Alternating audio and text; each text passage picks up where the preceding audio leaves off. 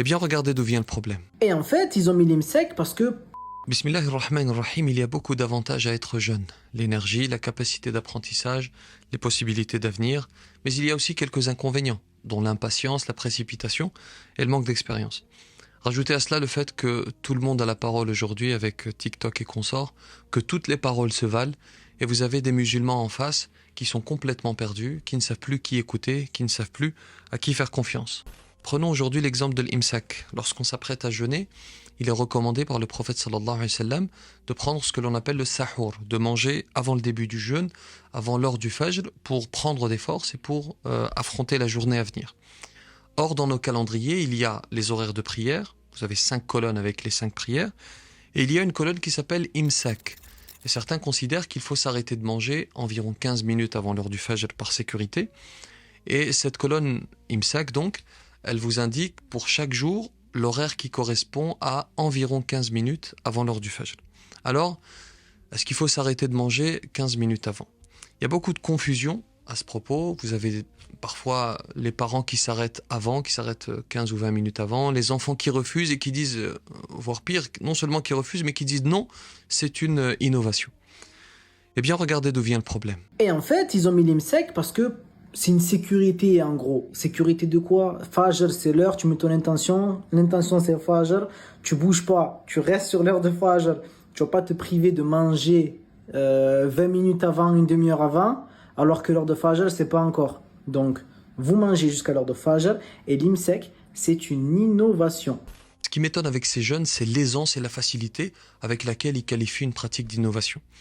Le problème, c'est que beaucoup ne respectent pas la divergence. Le jeune dont je viens de vous montrer l'extrait, peu importe qui il est, ce qui compte, ce qui nous intéresse, c'est le phénomène et non la personne en particulier. Ce jeune donc est beaucoup qualifie l'imsak d'innovation. Vous savez qui soutient l'imsak, qui soutient la vie de l'imsak?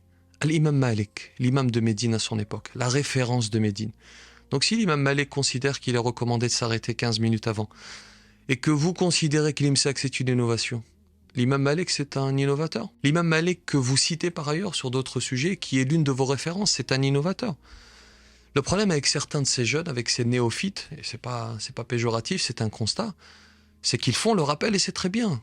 Mais ils rentrent parfois dans des sujets qui les dépassent complètement. Au lieu de dire que c'est une innovation, dites qu'il y a une divergence fondée, que vous suivez l'avis selon lequel il faut manger jusqu'à le fajr, on peut manger jusqu'à le fajr, et personne ne vous en voudra. Mais dire que l'imsak c'est une innovation avec autant de facilité, alors qu'il y a divergence, alors qu'il y a une divergence fondée, c'est une faute, et ça cause des troubles dans les familles musulmanes. Juste 2 points pour terminer, parce que malheureusement tout le monde se considère savant aujourd'hui et le prouve en débattant avec force, avec vigueur dans les commentaires. Premier argument qui revient souvent, oui mais le prophète sallallahu alayhi wa sallam a dit, si l'un d'entre vous entend l'appel à la prière, alors que le récipient est dans sa main, alors qu'il ne l'oppose pas, jusqu'à ce qu'il en ait consommé ce dont il a besoin. D'accord, mais il faut regarder les autres textes. Dans un autre texte, on comprend qu'à l'époque du prophète sallallahu alayhi wa sallam, il y avait 2 appels à la prière. Un premier qui était fait par Bilal quelques minutes avant le Fajr, et un autre qui était fait par Ibn Maktoum à l'heure de le Fajr.